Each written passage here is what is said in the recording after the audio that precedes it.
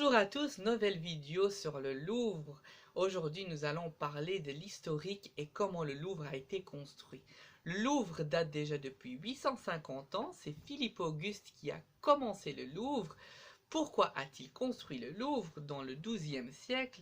Il faut savoir que Paris commençait à grandir, donc l'idée était simple, on va construire une enceinte autour de Paris pour protéger Paris contre les ennemis.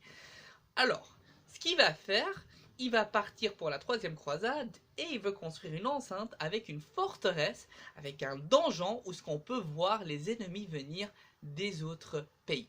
Il va utiliser la forteresse comme trésor royal, donc toute la trésorerie du roi sera à l'intérieur du donjon.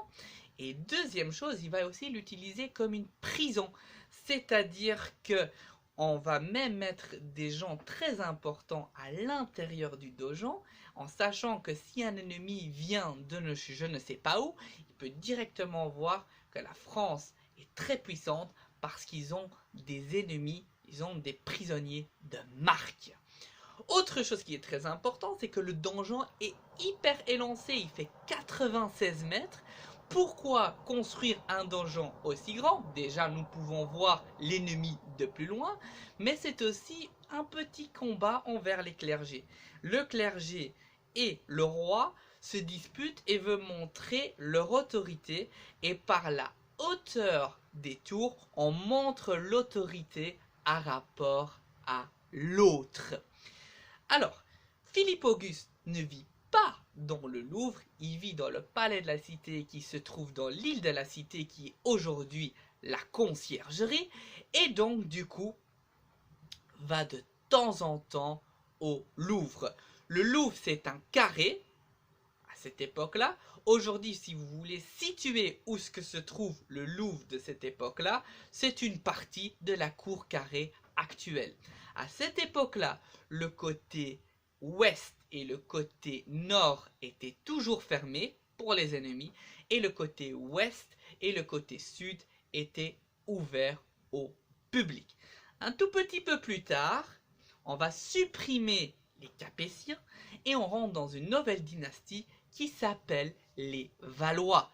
Charles V est un roi ordinaire, très intelligent, on l'appelle même Charles V le Sage, et 200 ans plus tard, le royaume de Paris, la ville de Paris va grandir. Donc du coup, l'enceinte doit être faite plus grand. Donc ce qui va se passer, c'est que Louvre va devenir intramuros et ne sert plus à la protection. Deuxième chose, comme la ville va grandir et lui se trouve dans le palais de la Cité, il va comprendre qu'il se sent un peu étroit entre tous ses administrateurs et veut changer la demeure du Louvre pour en faire lui-même un palais royal. Donc on perce les fenêtres, on va percer des nouvelles fenêtres, comme ça il y a plus de luminosité qui rentre à l'intérieur du château, et on va construire des nouveaux jardins pour le roi. Autre chose, il va construire une enceinte, il va détruire l'enceinte de Philippe Auguste, c'est pour ça que je vous ai dit que le Louvre se trouve intramuros, mais ce n'est pas à la goût de tout le monde. Il y a un homme, un prévôt serait aujourd'hui un maire qui s'appelle Étienne Marcel, qui n'est pas d'accord avec la construction de l'enceinte. Ça coûte trop de l'argent et on est dans la guerre de 100 ans et on est dans l'époque de la peste. Donc qu'est-ce qu'il fait Étienne Marcel? Il prend quelques partisans, va faire la révolte dans le palais de la Cité, le roi va attraper peur, va quitter la ville de Paris, Étienne Marcel va mourir, et donc du coup, quand le roi va retourner à Paris, il va comprendre que le palais de la Cité n'est pas un bon lieu pour la sécurité, et donc décide d'habiter au Louvre, où ce qu'il peut mettre toutes ses gardes pour le protéger, et où ce qu'il y a plus de lieux, plus de place pour bien sûr respirer. C'est aussi le premier roi à mettre sa bibliothèque dans sa demeure, et c'est un roi lettré et un roi déjà illuminé avant tous les autres rois. Charles V est dans une époque très critique, il essaye de stabiliser la France Et il arrive, son frère, celui-là qui va le suivre, c'est Charles VI, et lui, il va rentrer complètement dans la folie, et la France va perdre beaucoup de ses territoires. L'Angleterre, nous rentrons dans la guerre des 100 ans, c'est la débandade en France, c'est la catastrophe. Les rois vont plus vivre à Paris, mais vont plutôt vivre côté Loire, et ça devient tout et n'importe quoi. Charles VII à Reims va être de nouveau sacré, Jeanne d'Arc va délivrer la France. Après ça, nous avons les Templiers. Les Templiers, malheureusement, vont pas être aimés par un roi qui s'appelle Philippe le Bel, qui voulait faire partie des Templiers, et vont être brûlés vifs sur le pont en dessous du pont Neuf, qui s'appelle aujourd'hui le square de Vergalan. Et donc du coup, après toute cette période des Templiers, nous rentrons dans une nouvelle époque. Et quelle époque c'est? C'est la Renaissance, le début de l'humanisme, le début de découverte de l'Amérique, le début de toute nouvelle chose, et retour à l'Antiquité. On commence à se poser des questions sur la religion, le début du protestantisme. Donc il y a des bonnes choses, et bien sûr avec des bonnes choses, nous avons aussi des choses mauvaises. Alors le roi très connu sous la Renaissance est François Ier, qui va être capturé en Italie à Pavie. Malheur pour lui, il va rester 1 an captivé dans ce lieu-là et va retourner en France. Qu'est-ce qu'il va s'apercevoir à Paris? C'est que le Parlement a pris certaines libertés, les institutions théologiques ont pris certaines libertés, et donc du coup s'installe de nouveau à Paris. Première chose qu'il fait, il va détruire le donjon qui se trouvait en plein milieu de la cour carrée.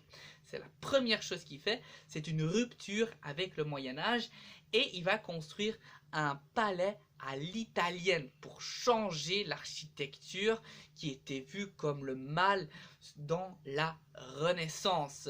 Malheur pour lui, il ne va pas savoir construire grand-chose, il va juste construire un étage côté ouest du Louvre. Son fils Henri II, qui va se marier avec Catherine de Médicis, va continuer le travail.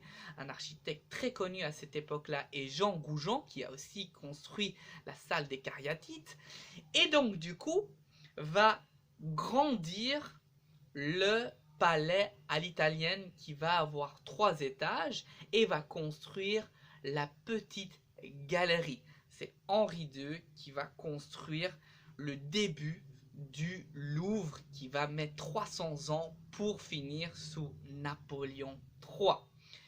Alors Henri II va mourir à une façon assez cruelle. Il va mourir dans un tournoi par un certain Montgomery qui va lui mettre un lance dans l'œil. Il va mourir. Sa femme Catherine de Médicis ne veut plus vivre à Paris et décide de construire un palais à l'extérieur du mur qui s'appelle les Palais des Tuileries, qui sera à l'extérieur, et elle fera aussi un jardin qui sera les jardins des Tuileries que vous connaissez aujourd'hui. C'est sous Catherine de Médicis que les choses vont aussi changer, et Catherine de Médicis est très connue pour un moment très sanglant.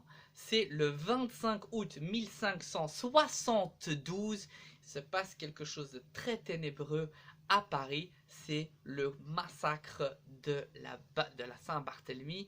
Alors qu'est-ce qui va se passer? Je vous raconte le contexte simplement.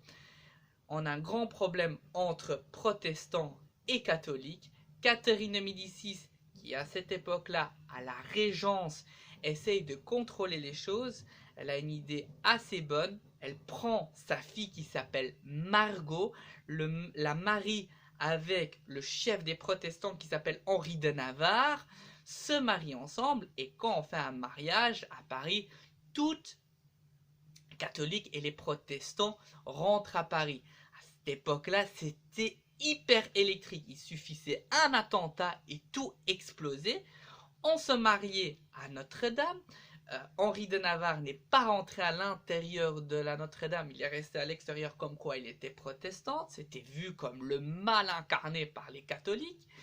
Et le 24 août 1572, va se passer quelque chose d'extraordinaire, c'est le coup de Barthélemy, et à cause de quoi? On a essayé de tuer le chef des protestants, pas Henri IV, Gaspard de Coligny. C'était un attentat raté, et si l'attentat était raté sur le chef des protestants, et si lui parlait comme quoi il a été attaqué par les catholiques, ça allait faire une propagande extraordinaire. Donc du coup, pour faire taire tout le monde, on tue tous les protestants en 1572. Ça commence dans la cour carrée, et puis toute la ville de Paris, et en France, on va tuer plusieurs protestants.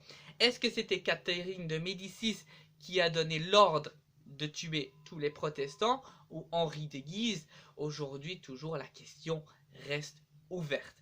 Catherine de Médicis va avoir 3 enfants, François II, Henri III et Charles IX. Ces 3 enfants n'ont aucune descendance, donc c'est Henri IV qui prend le pouvoir. Et Henri IV, qu'est-ce qu'il va faire? Il va lier les Tuileries, le palais de Tuileries qui a été construit par Catherine de Médicis, avec la demeure de François Ier et Henri II. Il va construire la Grande Galerie pour les connecter. Henri IV est un roi assez calme. Il essaye de calmer, bien sûr, les tensions qu'il y a entre protestants et catholiques. Il va avoir beaucoup de femmes, il va avoir beaucoup d'enfants.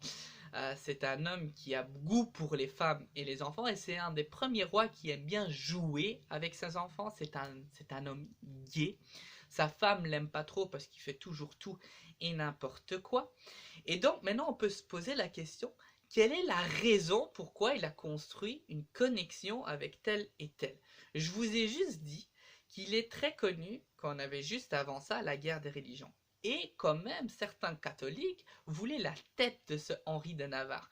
Donc c'était une façon de quitter la ville de Paris sans passer par une porte. Donc lui pouvait passer d'un côté à l'autre parce que le palais des Tuileries ne se trouvait pas intramuros, et c'était une des raisons pourquoi il a construit la Grande Galerie. Malheur pour lui, il va mourir.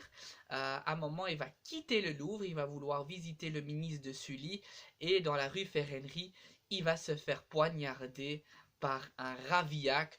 On ne sait pas trop ce qui s'est passé, si c'était un complot ou pas.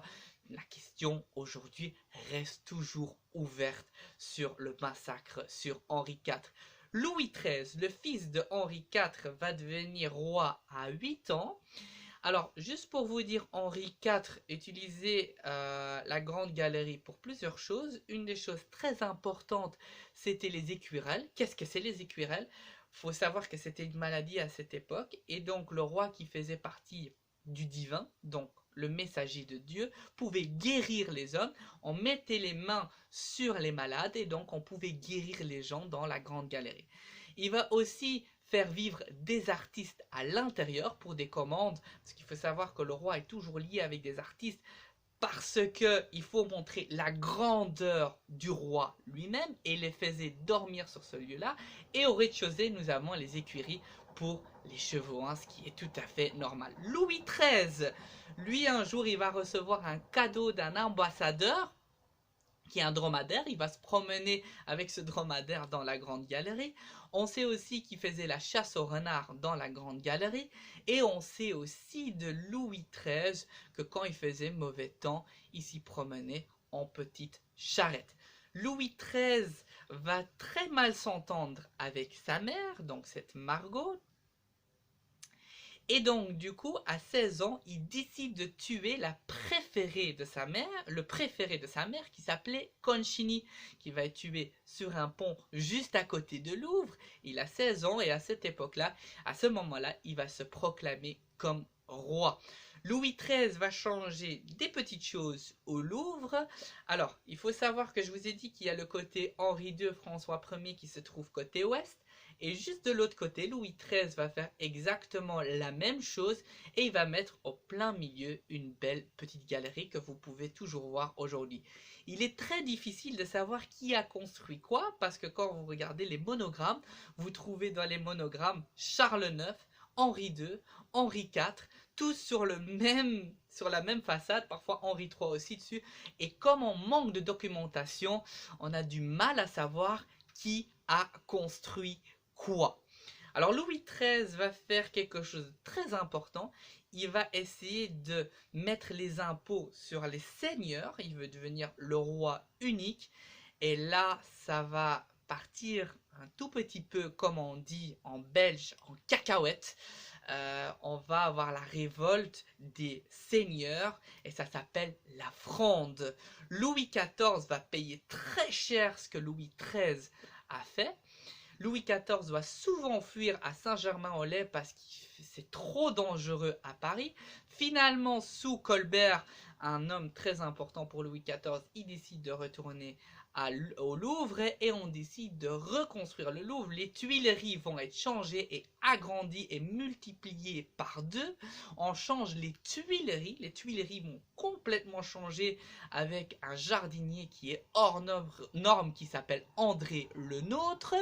On va doubler toutes les carrés de la cour carrée. C'est la cour carrée que vous voyez aujourd'hui, c'est celle à peu près celle de Louis XIV, qui a été bien sûr modifiée par après par des autres. Et donc du coup Louis XIV va même construire un théâtre qui va s'appeler la salle de machine, où ce que vous avez des décors qui changent de côté, parce que vous savez que Louis XIV adorait de jouer du théâtre, et il doit faire une façade très importante, donc il va changer le côté sud et le côté nord, et le côté est, il cherche toutes les architectes possibles pour le côté est, et finalement il va choisir un Claude Perrault, qui est en fait juste un amateur d'art et qui est en fait un chirurgien, et il va vouloir que ce côté est soit le plus beau côté de tous les côtés. Pourquoi il veut faire ça? Parce que c'est le côté que le peuple peut voir. Et donc il va choisir un anatomiste pour dire, bon, moi je veux que tu reflètes quelque chose à laquelle l'humain est bien. Donc comme toi tu connais tous les ossements et toutes les choses, va vouloir lier la science de corps avec en fait le reflet. Comme ça les gens ont directement quelque chose qui disent waouh, c'est extrêmement beau. Le vrai architecte de Louis XIV est Louis Le Vau. Alors il va aussi construire la galerie d'Apollon juste au-dessus, qui existait déjà à cette époque-là, sous Henri IV, mais qui avait brûlé, et donc il l'avait reconstruit, où ce que vous pouvez voir Apollon et la course de soleil qui représente Louis XIV. Et donc Louis XIV va changer complètement le Louvre. À 40 ans, il commence à avoir une certaine autonomie et il trouve que Paris, c'est plus trop son truc. Il se sent très étroit et va prendre le lieu de chasse où ce que Louis XIII chassait. Cette demeure, il va la changer et il va construire Versailles. Et le Louvre va être complètement abandonné. Qui va s'installer au Louvre à cette époque-là? Il y aura l'Académie royale, il y aura l'Académie des sciences, il y aura toutes ces philosophies, l'Académie des philosophes et tous ces genres de trucs vont s'installer.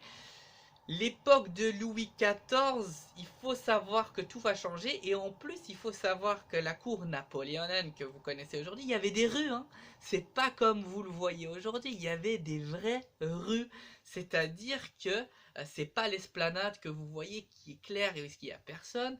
Donc il y avait de la prostitution, il y avait des bagarres, il y avait de la violence. C'était pas la même époque Henri IV où ce que les choses étaient calmes. Sous Louis XIV à Paris, c'était vraiment très très très très agressive et la tendance avait complètement changé. Après Louis XIV, nous avons Louis XV. Lui, il va pas changer beaucoup, mais le seul problème, il va se lier avec la philosophie de lumière et il va avoir quelqu'un comme Pompadour qui va lui tourner le cerveau. Et Louis XVI va accorder à la philosophie des Lumières, donc ces gens comme Voltaire et tous ces gens comme Diderot et tout ça, vont demander de créer de ce lieu-là un musée, et c'est sous la Révolution française qu'on va faire de ce lieu-là un musée. Qu'est-ce qui va se passer sous la Révolution française, la Restauration, Napoléon III, un autre empire et les républiques? Ça, c'est pour la prochaine fois. J'espère que vous avez adhéré à la première partie du Louvre. La deuxième partie sera hyper pétillant. N'oubliez pas de mettre un petit pouce vers le haut si vous avez adhéré à la vidéo. J'espère que vous avez adhéré et à la prochaine fois.